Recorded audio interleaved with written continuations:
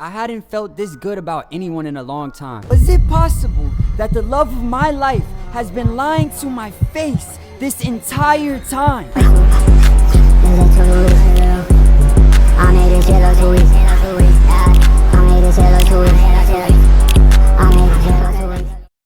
Snapchat was like the Tinder before Tinder.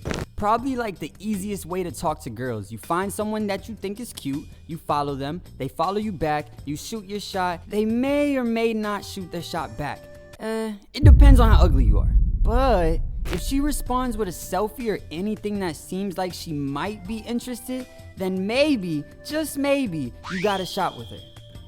Maybe. And of course, after some time, you build some confidence, some sauce, and you might even level up to the point where girls start hitting you up first on Snap, which I eventually did. But man, was it a long journey to the top. So one day I got a random snap from this girl, let's just call her Megan. Now Megan is what I would call an all-star.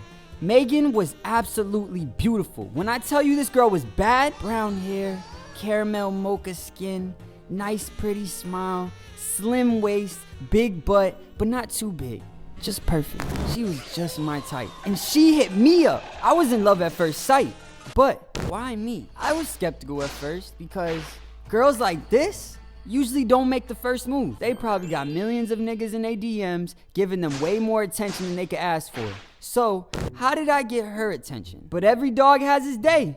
And by the looks of it, today was mine. So I responded and we hit it off right away. It was almost like I knew this girl my entire life. The way we connected was unlike anything I've ever had before. So after a while, we started FaceTiming, getting to know each other a little more. And when I tell you this girl was perfect, bro, fine, funny, and she was even down for me. At the time, I didn't even have a car. She would pick me up to go on dates and shit. And she was cool with it. She's the one. That's it.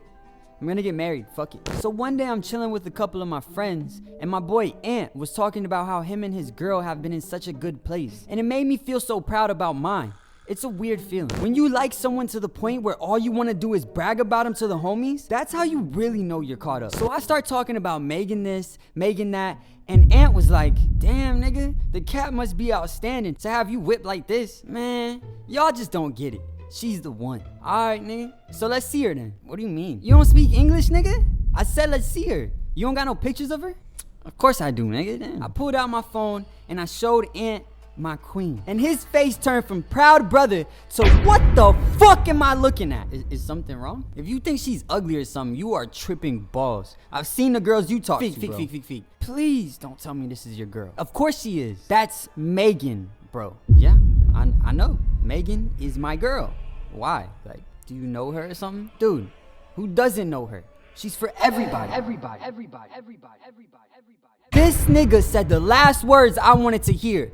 The words that probably sunk the motherfucking Titanic. Who doesn't know her? She's for everybody. Look, I don't know for sure because I haven't seen anything myself, but I've heard that she's been around. Like around, or like just like around? Like around, bro. I wouldn't get my hopes up if I was you. Now you know you down bad when you start trying to convince yourself that there's something good in a bad situation. Ant is literally telling me to my face that my girl is a thought, and he had no reason to lie, but just because he didn't have proof, I'm already making excuses for her. Nah, man.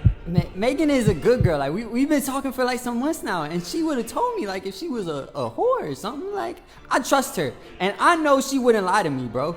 Whatever, man. I mean, that's all you. Some time had passed since that conversation with Ant, and me and Megan were still good. I was still low-key insecure about the whole situation about being a whore or whatever.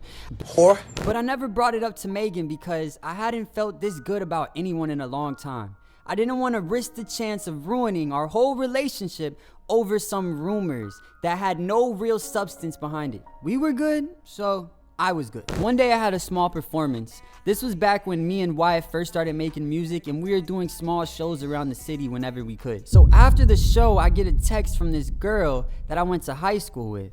Let's just call her Jaylene. Now me and Jaylene were cool, but we weren't super close. It was one of those friendships that didn't leave the classroom. So I was surprised when she texted me. And then my heart sank to my ass when I read the message. I don't know if you know, but my boyfriend told me that his homeboy fucked Megan last week. Hold up, what? Megan? What the fuck? No. This can't be right. My body was literally shaking how furious I was, but I still didn't believe it. This is just another random person trying to paint Megan as someone she's not. Fuck that. So I called Jaylene. Hello? What's all this shit you talking about with Megan? Feek, I already told you. My boyfriend told me that his friend fucked Megan last week. That's not possible. I was with her every single day last week. So tell your nigga friend whatever the fuck to stop lying about his little pee-pee. He wouldn't lie about that. He said it was on Sunday. I was with her on... Mid-sentence, my entire body went numb. I could feel my chest caving in from the very real possibility Jaylene might be telling the truth, because I remembered that Sunday was the only day last week that me and Megan didn't hang out. Was it possible that the love of my life has been lying to my face this entire time, hiding behind that pretty face and fake smile? Megan, why? You were supposed to be the one. Yo, Feeky, you good? Just take me home, man. After I was alone, all the emotions started hitting me at once. Like, I loved this girl, but my close friend Ant warned me about her. And then Jaylene tells me this craziness, which just seemed so out of Megan's character. But my friends had no reason to lie to me, and this couldn't just be a coincidence. It was time to confront her. So I called Megan and I asked her to meet me at this park in my neighborhood. She agreed. Once we saw each other, I could tell that she knew my energy was just completely off. But she tried to play it off like she didn't even notice. To me, that was already a bad sign. Megan, what's up, babe? I missed you. How you been? What were you doing last Sunday? What do you mean? I asked you a question. What were you doing last Sunday and where were you at? Why are you even asking me that?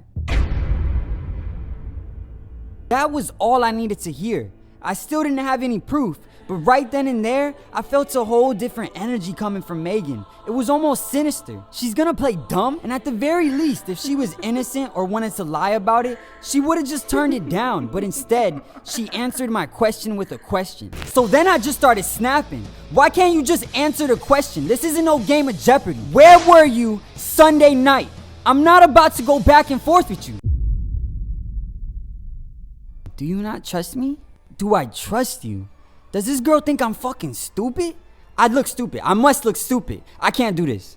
I looked Megan in her eyes and I told her, I don't know. There were just too many red flags, and it was obvious that she was not going to be straight up with me. She said that maybe we shouldn't be talking, and I said maybe we shouldn't. After that point, she became a whole different person, and I saw an entirely different side of her. Or maybe that's just who she really was the whole time. I never really found out what happened that Sunday, but that wasn't the end of my troubles with Megan. It was only the beginning.